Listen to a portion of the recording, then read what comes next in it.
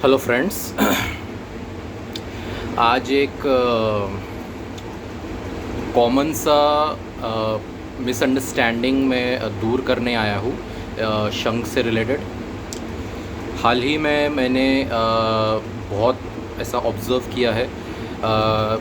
जो भी लोग मुझसे वामावर्ती शंख खरीदते हैं, फॉर एग्ज़ाम्पल विष्णुपदम शंख हो गया, देवदत्त शंख हो गया, गौरी शंख हो गया, या अन्नपूर्णा शंख, सुघोष शंख हो गया, तो सभी शंख खरीदने के बाद उनको ऐसा लगता है कि शंख में एक ऐसा लाइन सा होता है।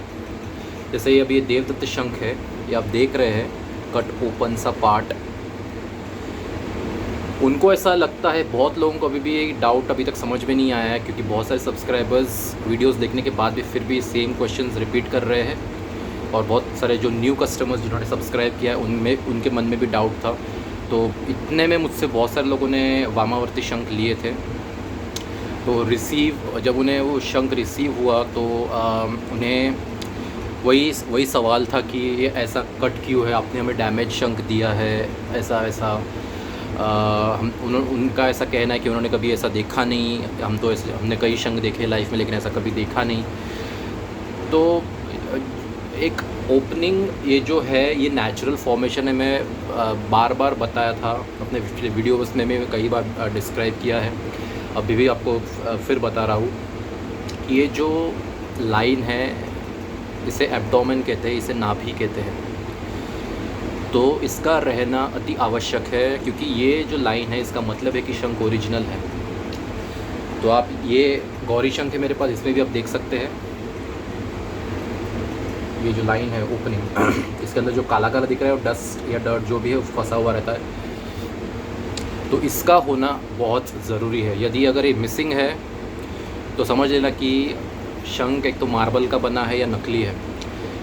लेकिन मैंने कई बार ऐसा ऑब्ज़र्व किया है कि मैं जब भी ऐसे स्पेशली जहाँ पे बंगाली लोग जहाँ पे ज़्यादा रहते हैं, तो वो लोग विष्णुपदम शंख बहुत प्रेफर करते हैं, उनका वो फेवरेट शंख है।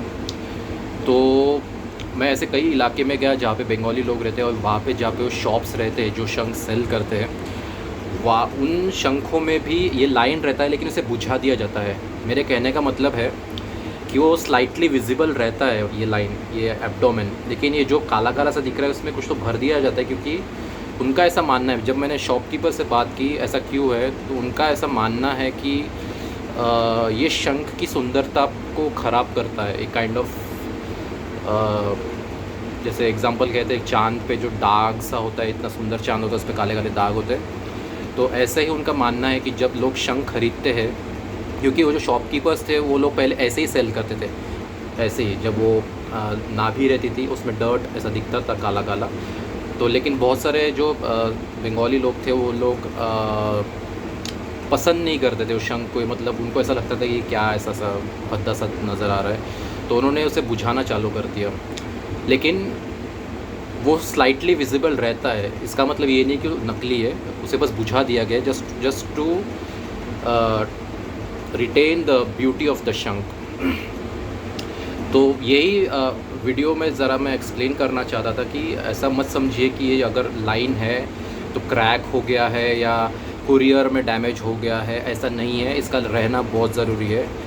डैमेज जब होगा तो कहीं ना कहीं से टूट जाएगा, यहाँ से टूट जाएगा, यहाँ से कहीं से भी वो टूटा हुआ नज़र आएगा। लेकिन ये जो लाइन है ये अपने आप में एक नेचुरल फॉर्मेशन है कि जब शंख बनता है रहता है समंदर में, तभी से ही ये इसका बनना चालू हो जाता है। और जब ये ओपनिंग रहता है उसके अंदर, समंदर में जो भी डर्ट, एल्गे या जो भी कचरा रहता है उसके अंदर कभी कभी फंस जाता है। तो इसलिए मार्क, ब्राउनिश ब्लैकिश मार्क आप देख सकते हैं, तो ये विजिबल रहता ही रहता है। तो यही एक जानकारी थोड़ी सी शेयर करनी थी कि आप कहीं भी देखिए, कोई भी शंख देखिएगा, नॉट जस्ट विष्णुपदम शंख, आप कोई भी वामावर्ती शंख ले लीजिए, देवदत्त हो गया, हनुमान गदा में भी बहुत लंबा सा कट ओपनिंग रहता है, बहुत डीप रहता है वो कट, और थोड़ा सा उसका विड्थ थोड़ा ज़्यादा रहता है कट का, वाइडनेस। तो उसमें भी कट होता है, वो भी नाभि कहलाता है। तो हर वामावर्ती शंख में ये होता ही है। So that is a sign of natural shankh and original shankh. So I hope ये एक माइनर सी जानकारी आपको समझ में आ गई होगी कि कैसे डिफ्रेंशिएट करता है कि अगर वो ना भी नहीं रही तो मार्बल या उसका बना हुआ रहेगा, लेकिन अगर वो है तो ओरिजिनल शंख की निशानी है। तो यही एक स्मॉल सी इन्फॉर्मेशन आपको शेयर करनी थी मुझे। मैंने अपने वीडियो में और भी ऐसे इम्पॉर्टेंट पॉइंट्स शेयर किए हैं जो ओरिजिनल शंख की निशानी या उसकी पहचान कैसी होती है, मैंने उस वीडियो में बहुत अच्छे से एक्सप्लेन किया है। तो आप वो ज़रूर देखिएगा। अगर किसी को अब भी डाउट होगा कि ओरिजिनल शंख को कैसे पहचाना जाता है, तो आप मेरे वीडियोस गो थ्रू कीजिए, उसमें वो आपको वीडियो मिल जाएगा कि ओरिजिनल शंख की पहचान कैसे की जाती है, आपको तब समझ में आ जाएगा। तो यही था आज का वीडियो। मिलते हैं अगले वीडियो में एक नए टॉपिक के साथ।